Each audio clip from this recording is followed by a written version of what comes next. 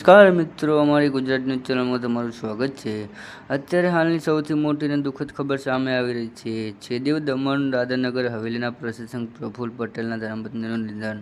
સંત પ્રદેશ દીવ દમણ દાદરાનગર હવેલીના પ્રશાસક પ્રફુલ્લભાઈ પટેલના ધર્મપત્નીનું ભાવનાબેન પટેલનું નિધન થતાં રાજકીય અને સામાજિક વર્તુળોમાં શોકની લાગણી વ્યાપી છે. તેમના અવસાનના સમાચાર મળતા દેશભરમાં આગેવાનો અને શુભેચ્છકો દ્વારા સંવેદના વ્યક્ત કરવામાં આવી રહી છે.